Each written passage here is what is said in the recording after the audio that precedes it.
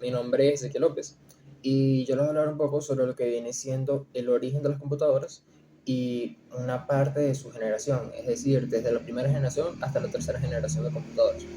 Principalmente, si estamos hablando del origen de las computadoras, hay que tener en cuenta que estas no aparecieron de un día a otro, sino que su historia comenzó desde la necesidad del ser humano de poder contar, resolver distintos problemas matemáticos, desde herramientas realmente simples como lo venía bien siendo el abaco, hasta las primeras máquinas mecánicas.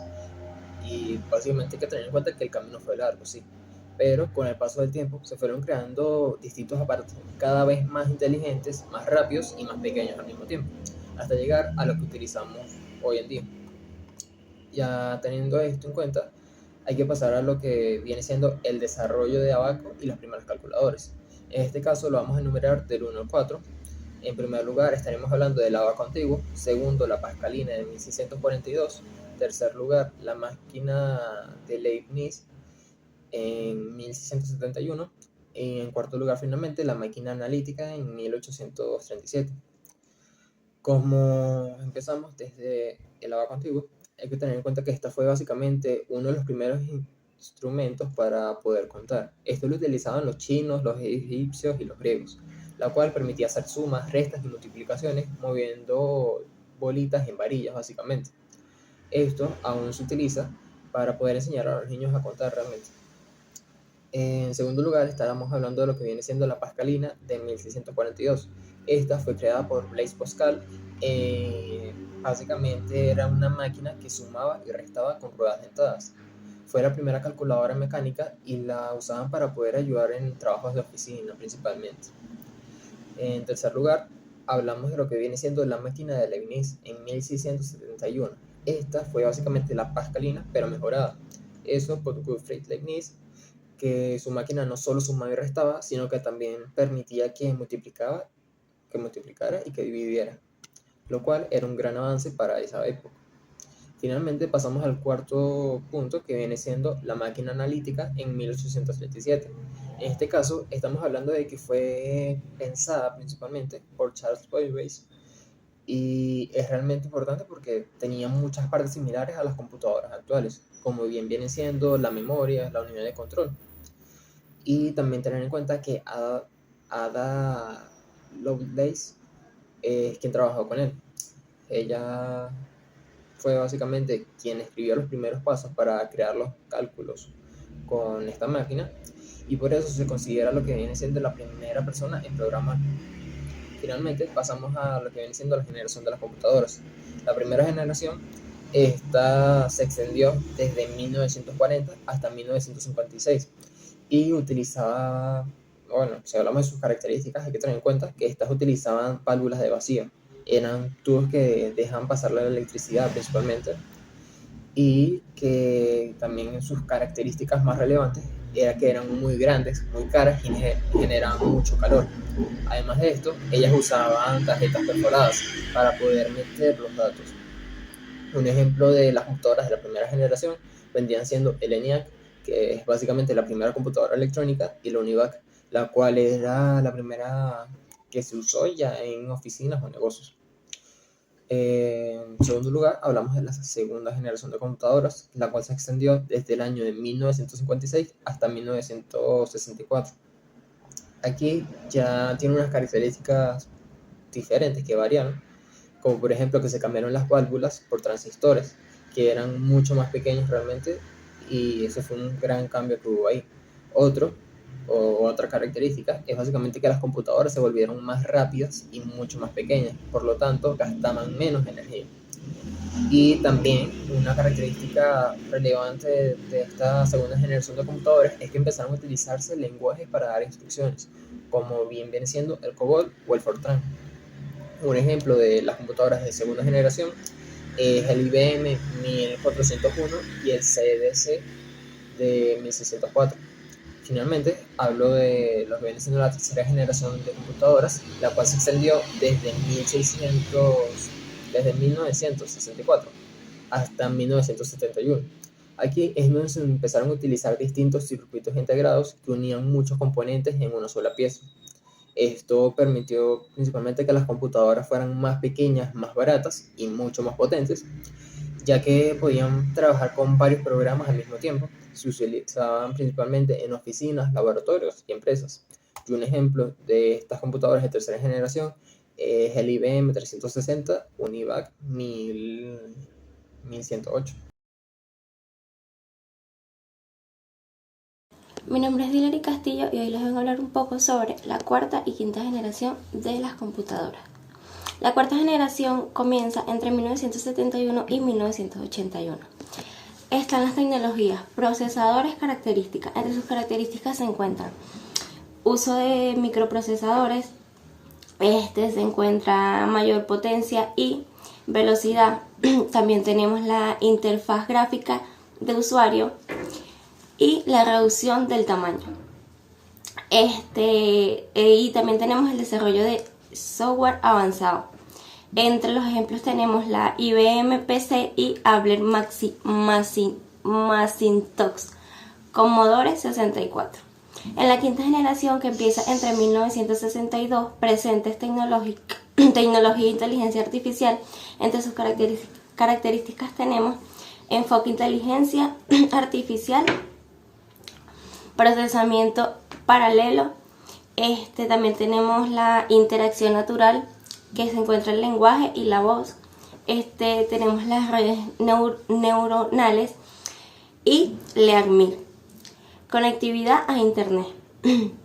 Las tendencias actuales son modelos avanzados de aprendizaje automático.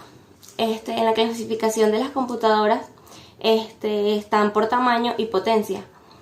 Están las supercomputadoras altamente potentes usadas en investigaciones complejas. Están las mainframes, manejan grandes volúmenes de datos en empresas. También tenemos las mini computadoras, que son potentes pero más pequeñas que los mainframes.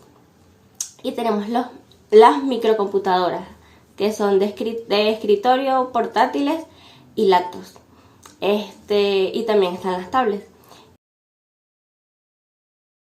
Mi nombre es Sara Bielma. Hablaré sobre la historia del sistema operativo libre Canaima 8.0 y propietario Windows 10. Conceptos fundamentales. ¿Qué es un sistema operativo y cuál es su función principal? Un sistema operativo es el software principal que gestiona el hardware de un computador y permite la interacción del usuario con el sistema. Su función principal es actuar como intermediario entre el hardware y las aplicaciones, controlando los recursos y facilitando la ejecución de programas. Ahora hablaré sobre qué diferencias hay entre el software libre y el software propietario. Un software libre es aquel que respeta la libertad de los usuarios para ejecutar, estudiar, modificar y compartir el software. Por ejemplo, el Canaima. El software propietario es el que restringe el acceso a códigos fuentes y su uso. Modificando o distribución está controlado por el desarrollador. Ejemplo, el Windows 10. Historia y características del Canaima 8.0. Origen y desarrollo del proyecto Canaima. Iniciado por el gobierno venezolano en el 2007, con el objetivo de fomentar la soberanía tecnológica, basado en Debian GNU y Linux, utilizando principalmente en entornos educativos y gubernamentales. Características principales y software incluido en la versión 8.0. Entorno de escritorio XFCE, ligero y funcional. Software educativo LibreOffice, GCompre, TuxPaint, etc. Compatible con hardware nacional, mejoras en estabilidad, accesibilidad y soporte para arquitectura moderna. Hola, mi nombre es Mariana Ponte. Hoy vengo a hablar sobre la evolución de sistemas operativos hasta la versión Windows 10. La evolución de Windows comenzó en 1995 con Windows 1.0, que introdujo una interfaz gráfica básica a lo largo de los años. Microsoft lanzó varias versiones como Windows 3.1 1992, que mejora la interfaz y la funcionalidad. Windows 95, 1995, marcó un hito con su enfoque en la experiencia del usuario y el soporte para redes. Windows XP 2001 se destacó por su estabilidad y popularidad. Sin embargo, Windows Vista 2007 fue criticado por su rendimiento. Windows 7 2009 recuperó la confianza de los usuarios, mientras que Windows 8 2012 intentó innovar con una interfaz táctil pero recibió críticas mixtas. Windows 10, lanzado en el 2015, buscó corregir los errores de su predecesor, combinando lo mejor de Windows 7 y 8. Características principales y novedades de Windows 10. Interfaz modernas con menú de inicio renovado. Asistente virtual Cortana.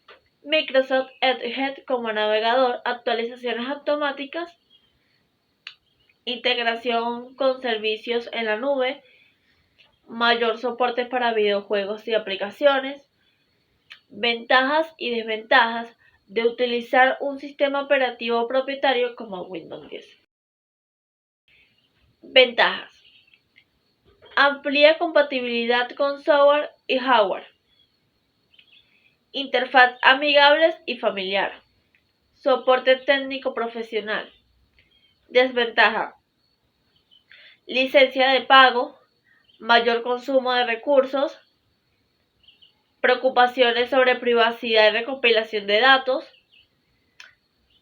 Comparación entre Canaima 8.0 y Windows 10. Canaima 8.0 es un sistema operativo libre enfocado en la educación y la inclusión digital, mientras que Windows 10 es propietario y se centra en la experiencia del usuario en un ecosistema más cerrado. Canaima permite mayor personalización y es gratuito, mientras que Windows 10 ofrece un soporte técnico más robusto y una amplia gama de software compatible, pero a un costo.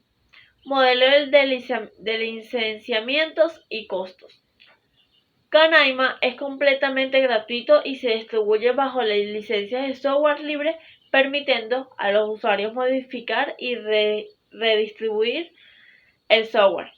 Por otro lado, Windows 10 requiere una compra de licencias que varían según la edición Home, Pro, etc., lo que puede presentar un costo significativo para los usuarios. Disponibilidad de software y hardware compatible. Canaima incluye una variedad de software educativo preinstalado y es compatible con hardware común. Sin embargo, puede haber limitaciones en cuanto a ciertos programas propietarios. Windows 10 tiene una amplia compatibilidad con hardware, siendo uno de los sistemas operativos más utilizados en el mundo, lo que garantiza que la mayoría de las aplicaciones populares estén disponibles. Comunidad de usuarios y soportes técnicos. Canaima cuenta con una comunidad activa que promueve el uso de software libre y proporciona soporte a través de foros y grupos en línea. Sin embargo, el soporte técnico oficial puede ser limitado. Windows 10 ofrece soporte técnico oficial a través de Microsoft, así como una vasta comunidad de usuarios que pueden ayudar a resolver problemas. Hola, mi nombre es Isi Jaén. Hablaré sobre la robótica en fisioterapia y sus beneficios. La integración de la robótica en el proceso terapéutico. La robótica en fisioterapia complementa la intervención del terapeuta, permitiendo que los robots realicen ejercicios específicos y que los profesionales se enfoquen en aspectos más complejos de la rehabilitación, como la motivación del paciente. Beneficios de la robótica en fisioterapia, como la repetición constante. Los robots realizan tareas repetitivas con precisión.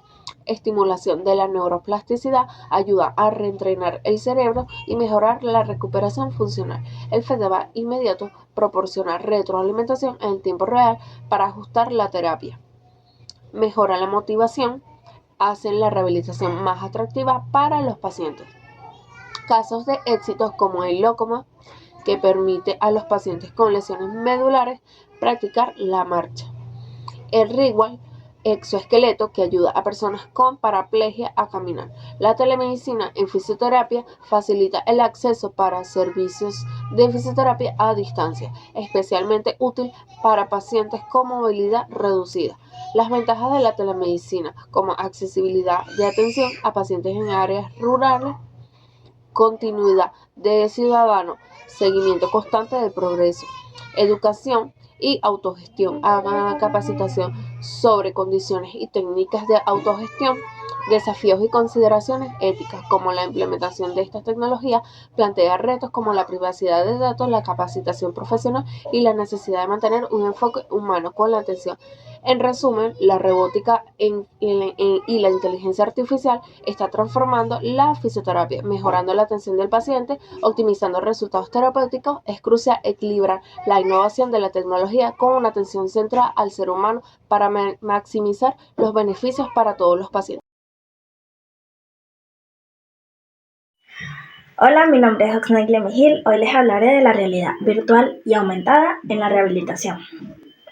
Aunque no son robóticos en sí mismos, la integración de la realidad virtual y la realidad aumentada con sistemas robóticos es crucial. Permiten crear entornos inmersivos e interactivos que motivan al paciente y mejoran la adherencia del tratamiento. Estas tecnologías se utilizan para simular actividades de la vida diaria, mejorar el equilibrio, la coordinación y la función cognitiva en un entorno seguro, y controlando a menudo, transformando los ejercicios en juegos. Ejemplos de dispositivos robóticos utilizados en fisioterapia. Arentench 0G, un sistema de soporte de peso corporal que permite a los pacientes practicar la marcha en un entorno seguro, reduciendo el riesgo de caídas. DINStable, una plataforma de entrenamiento de equilibrio que utiliza sensores para medir y mejorar la estabilidad postural del paciente. Locomars, un exoesqueleto robótico líder para el entrenamiento intensivo de la marcha en pacientes con trastornos neurológicos. Armeo, un robot de rehabilitación de la extremidad superior que ofrece entrenamiento con soporte de peso y feedback en un entorno virtual. Consideraciones éticas y desafíos de la tecnología en la fisioterapia. La adopción de estas tecnologías trae consigo importantes consideraciones éticas y desafíos prácticos. Privacidad de los datos del paciente. El uso de tecnologías digitales implica la recopilación y el almacenamiento de grandes cantidades de datos personales y sensibles. Es fundamental garantizar la confidencialidad y seguridad de esta información, cumpliendo estrictamente con normativas de protección de datos, con GDPR o IPA. La ciberseguridad es un pilar esencial para proteger estos datos de acceso no autorizados. Necesidad de capacitación para los profesionales. La rápida evolución tecnológica exige que los fisioterapeutas adquieran nuevas competencias digitales. Es esencial invertir en formación continua para asegurar una integración adecuada y segura de estas herramientas en la práctica clínica. El profesional debe ser capaz de interpretar los datos generados por la IA y por la robótica, recordando siempre que la tecnología es una herramienta que complementa, no reemplaza el juicio clínico, la empatía y la interacción humana, que son irreemplazables en la fisioterapia. En resumen, la incorporación de la inteligencia artificial y la robótica en la fisioterapia ofrece oportunidades significativas para mejorar la calidad de la atención y los resultados terapéuticos. Sin embargo, también plantea desafíos éticos y prácticos que deben abordarse mediante políticas adecuadas y una formación profesional continua. Muchas gracias.